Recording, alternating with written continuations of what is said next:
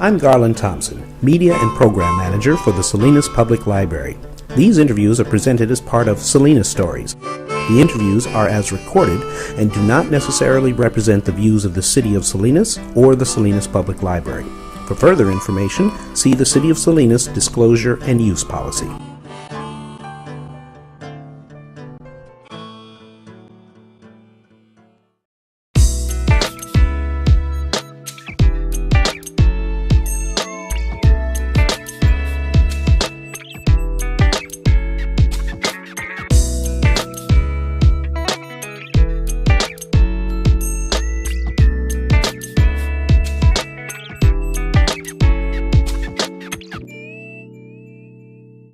Well, we're here at the Salinas Public Library. It's August 1st, 2012, and we're with Marlys Maher. Now, Marlys she's a retired director from the library at Hartnell College. She's a wonderful advocate for libraries, and she's just done so much during the time that the library was threatened with its loss of its budget and its closure.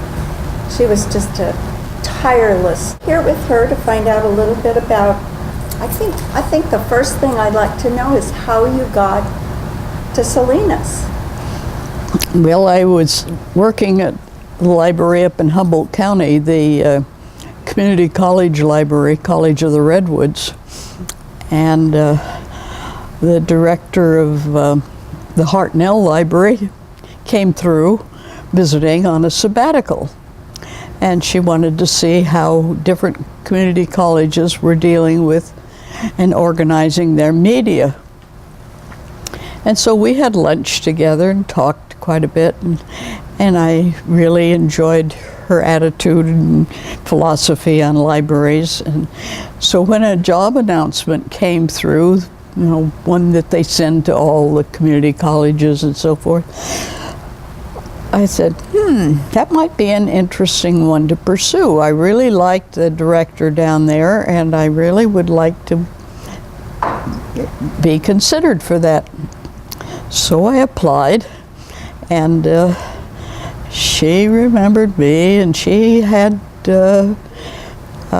would be delighted to have me come apply and interview for it. So the couple of faculty members were rounded up, and I interviewed with her and the faculty members, and turned out that they offered me the job. Well, I had mixed feelings about leaving Humboldt County. I'd been there 10 years, and I really enjoyed the people I knew up there. And I had worked at the State University, now a library for quite a while, and the kids were very happy in their schools and things, so it was a thought to consider. Well, I thought I'll take the trip down and see anyway. And so I brought the two who would still be in school, in K-12, that is. So I brought them along to take a look at Salinas. Well, they ended up walking down Skid Row, as it used to be called, and got quite an impression. The 100 block in the old days, before it was revamped, spruced up and so forth, as it is now. But so we had an interesting visit down here, and then they offered me the job. Well, I thought, now that's interesting. I think it's kind of limited, as we used to say, beyond the redwood curtain. Your opportunities are limited. There aren't too many libraries and too many library jobs. So I thought, well, I think it's time to get out from under the redwood curtain here and get into the city. namely Salinas. So we came down and moved down here. And it was an adventure, and I'm sure there were mixed feelings, especially in the part of the two younger children who were still in elementary and junior high school. My son, who was going to go to UC Santa Cruz, had signed up already. He wanted to go to UC Santa Cruz, and he was already planning to do that, so of course it was handy for him. Well, we moved, and they all kind of rolled with it and found their way. My middle child, the second son, found a girlfriend right away, and that solved the problem for him. And Karen was kind of a tag-along with them and did some, got into some things. I remember her birthday was early September, and so we went over to the boardwalk in Santa Cruz to kind of give her something extra for her birthday. And that was one of our first adventures down here. I saw the video on the 100th anniversary of the boardwalk the other day on TV and reminisced about that. So, after coming to Hartnell and working there 11 years, part-time as a reference librarian, part-time as the library director, I retired, and I came to work part-time.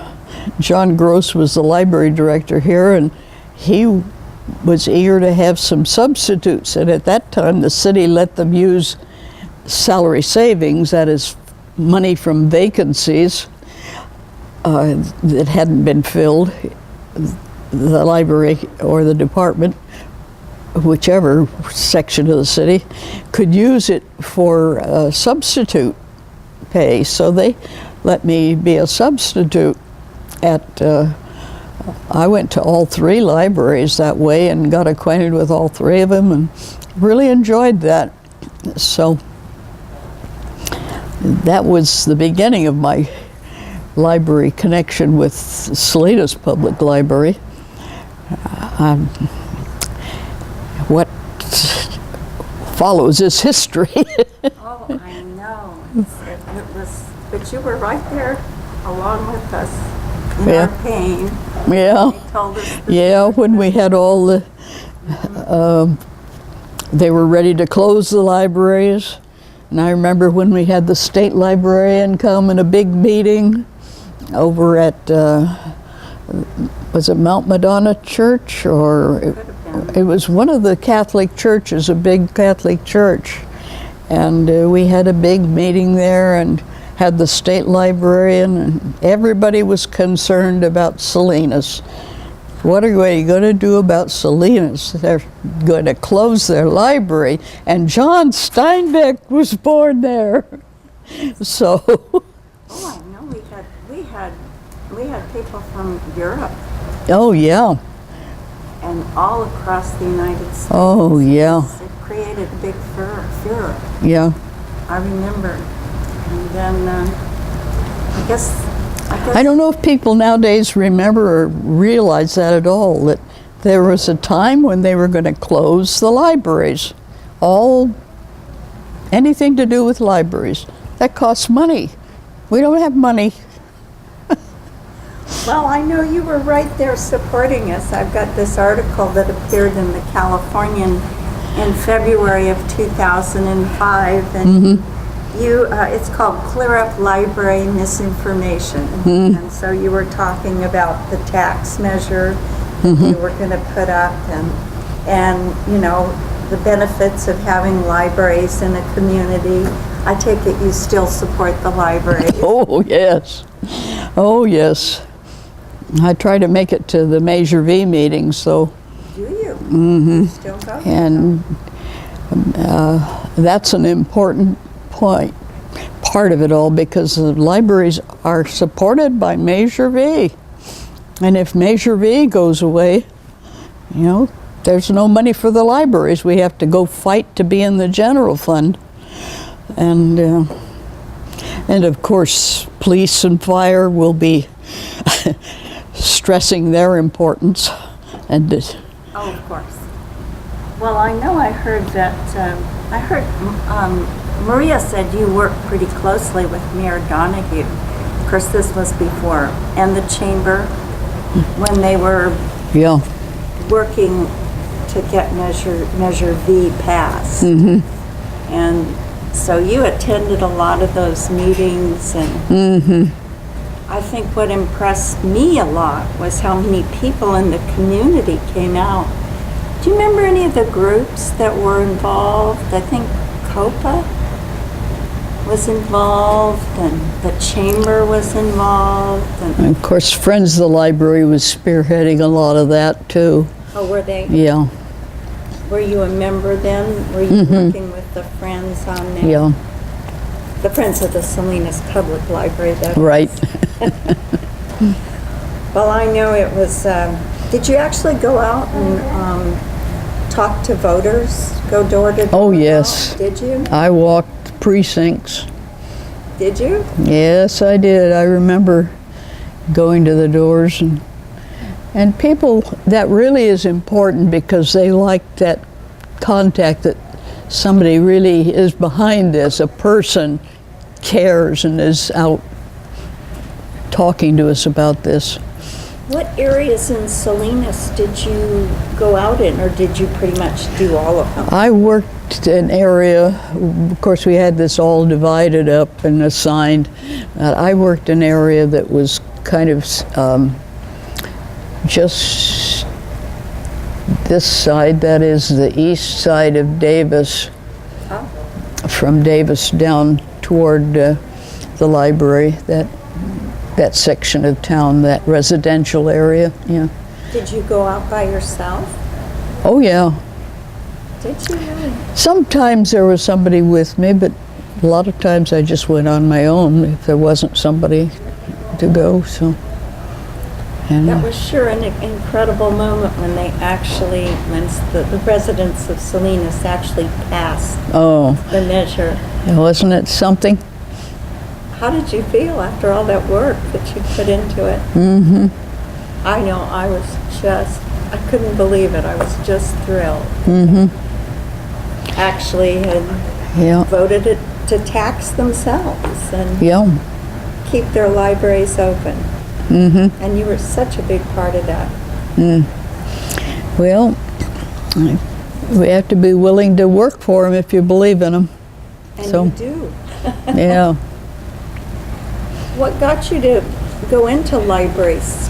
to begin with. I can't remember when I didn't go into libraries.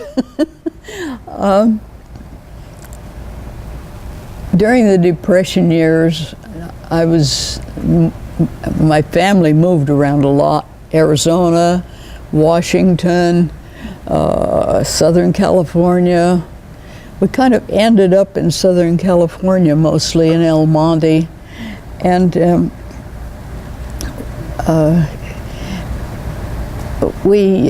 the first thing I always looked for, from when I was so big, was, I remember especially in third grade, when I was in Arizona, looking for the public library.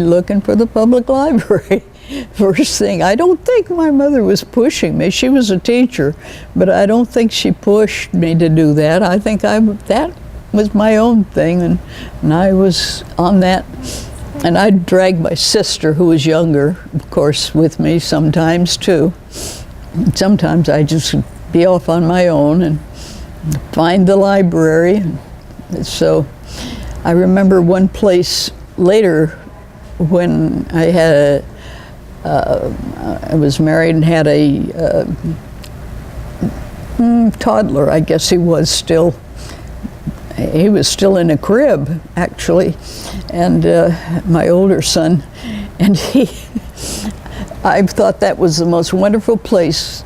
My husband at that time was a minister, and he was in this St. Helena Methodist Church.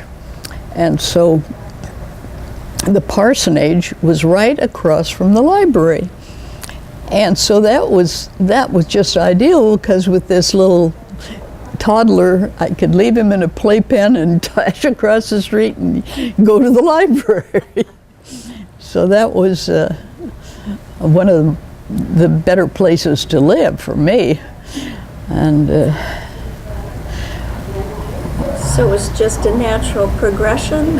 oh yeah, I've just always been drawn to libraries, and so it wasn't any surprise to my parents when I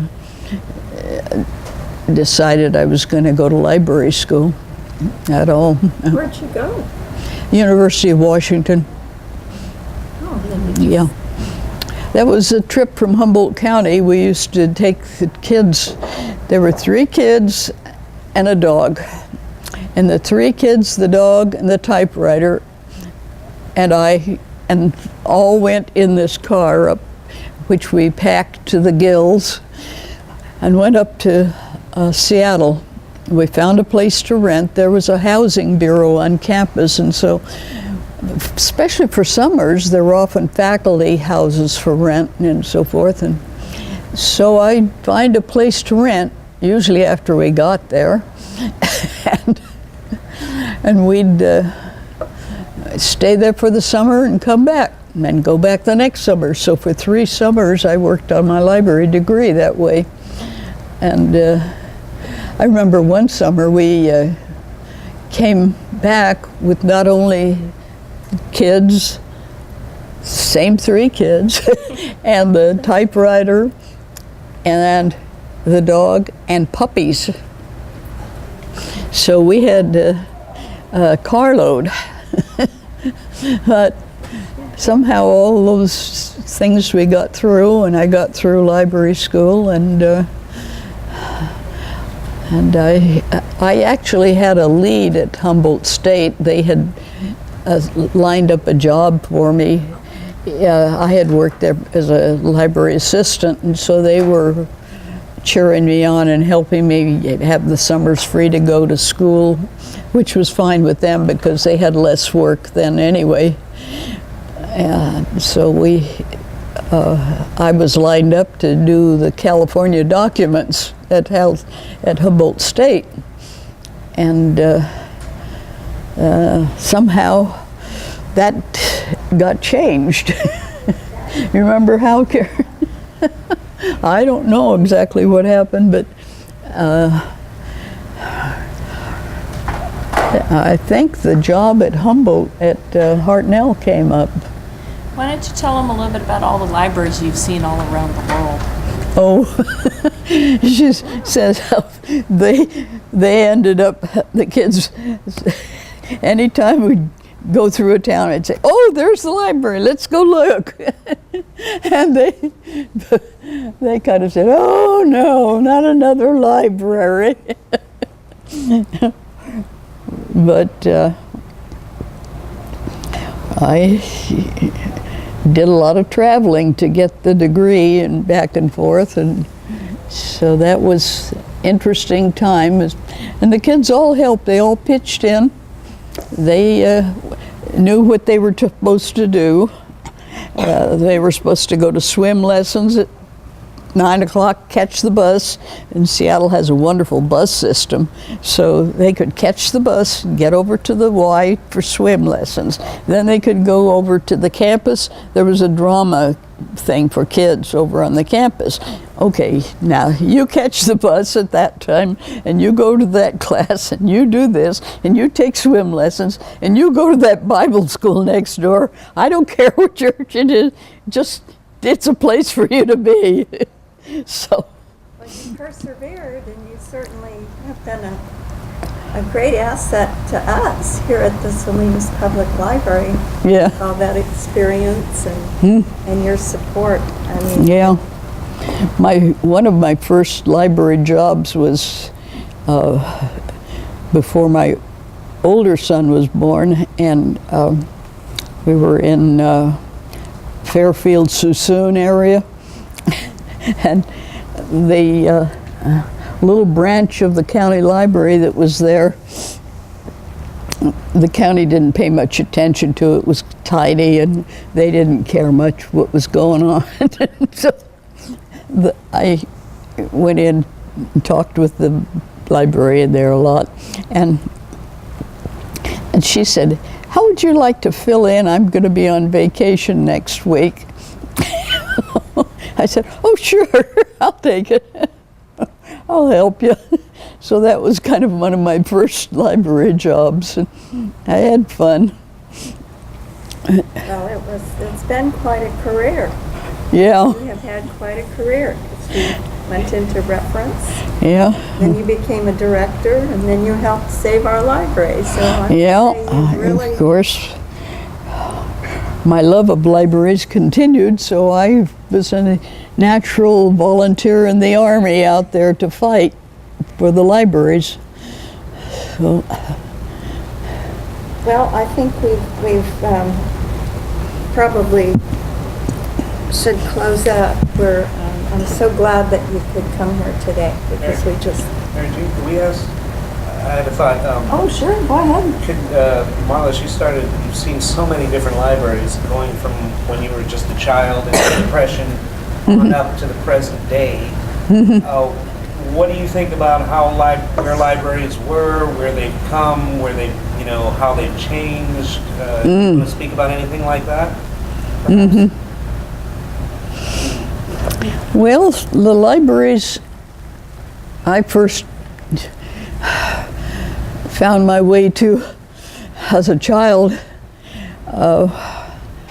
had lots of books, and we still have lots of books. So that's the common theme throughout, the books. I think we can never forget that's kind of our basis, and that's what most people come looking for, actually. Now, it's expanded. We've gone on to media and to films and different things, and literacy programs, and bigger and better, but the basis still is people coming for a book, looking for something recreational or inspirational or just something that's fun to read. So, and Do you have a Kindle or a Nook or one of those readers? a Kindle? No, I don't. I know I've been surprised at how many books are now becoming available to download. So. Do the Kindles here circulate a lot? Well, we've just started on our books to download, and I would say they're going to go really well because we provide the books to download, and then they, the public has their readers or their iPods. I'm not too well versed on the technology, but we have. I know I had a student the other day that was just thrilled because she could get the original Gilgamesh and download it. So it's still a book. It's still the old book, but it's a little different format. I know she's seen a lot of changes, and when we were in France, and she tracked down libraries everywhere there, every bibliothèque you could find, we found a place that had the old hard catalogs, handwritten in French. So I got a digital photo of that, and that was something really special to her to see that. And she did a lot of reminiscing then. That was, 4 years ago, because that was right before Obama was elected. And she was reminiscing about hard catalogs and their purpose and what a treasure they are, and how so few libraries kept them that they ended up discarding them and counting them on the electronic version. But to her, there was a huge antique value, if you will, in that hard catalog. It really was special.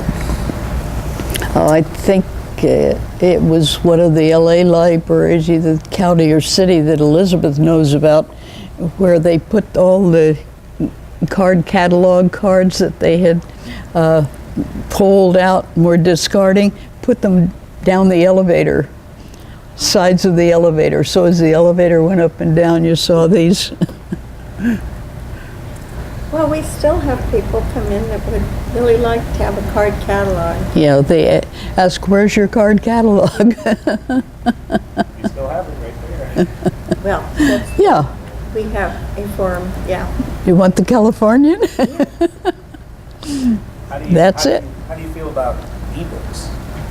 About what? Ebooks. People? Ebooks. E-books. Ebooks. Oh, ebooks. Yeah. Right. Download them. What do you think about that, though? I haven't gotten into those. I just like the paper and the pages to turn. I would agree. I like Yeah. pages. Yeah. But the new people, the younger people that are coming up, they're really attached to their little devices, and it's very convenient. Mm-hmm.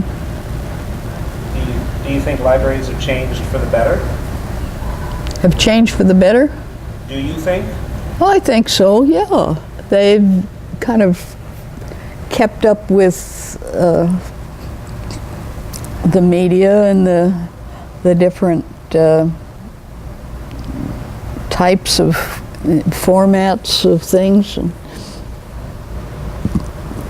I think they've done a pretty good job on that. It's hard because it's always costly. So. How much has the Salinas Public Library changed since you first began coming to here? What's that been like? Well, how has it changed?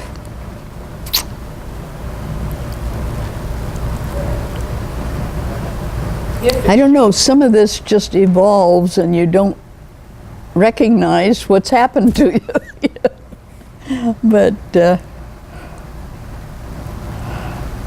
people roll with it pretty well. Whatever we do, they seem to roll with it and come along. and they're generally just very appreciative.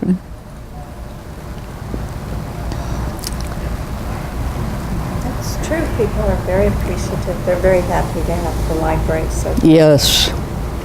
Yes, and I think if they decided again to try to cut it, there'd be an uprising. I hope they remember that. I think Tony Barrera is a good supporter, but I hope there are others too.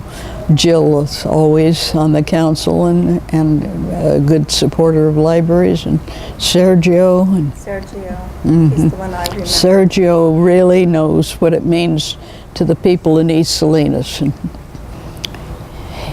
he learned English there in the library, and Did he? yeah, and he just can't be grateful enough, and he really wants that for people to have their opportunities and opportunities to get educated, to get jobs, to get ahead.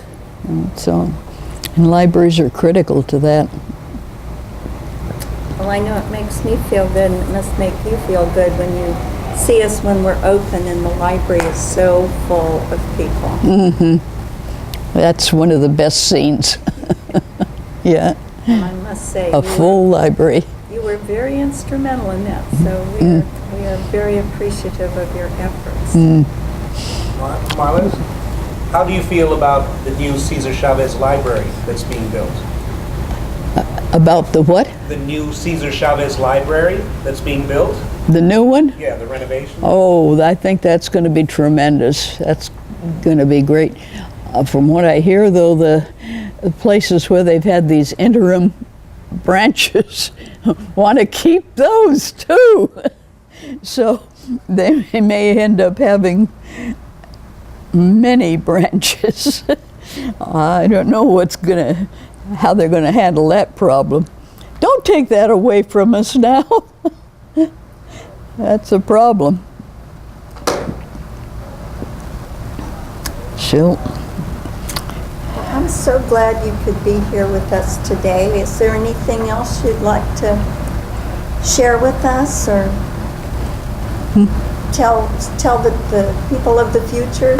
Is there anything you have? people of the future, well, you'll always need your libraries. Keep them. They may change in their contents and their ways of doing things, but basically the idea is to have that information available free for people, and it's essential to have an educated community and an opportunity for people. Salinas is a prime example of that need, because there's so many who need, whether it's they need to learn English, they need to learn Spanish, they need to learn a trade, they need to learn different things and find their opportunities somehow. Yeah, the library leads to opportunities, and they know the resources in the community where people can go for help on different things, so it's critical. In your opinion, what's the role of the library in society? The role? Information. Information. And about all kinds of things, about how to do it, about where to go for something, how to find your way. And there are a lot in this world who are looking and wandering and need some help, and especially with the poverty. And we see the people right across the street getting their lunches at the church. And, they come in here too, and they begin to see more and more. And I hope some of them can find some opportunities. But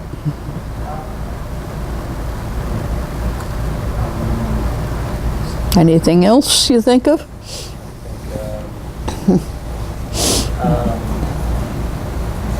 The only other thing I was just wondering, or was thinking about, was how people maybe used libraries in the Depression period compared to how they use them today. Because we've been in a tough financial times for the last couple of years, and we see the library usage has gone up. Has that always been like that? In the Depression, Yes, was it like that that's too? always been true.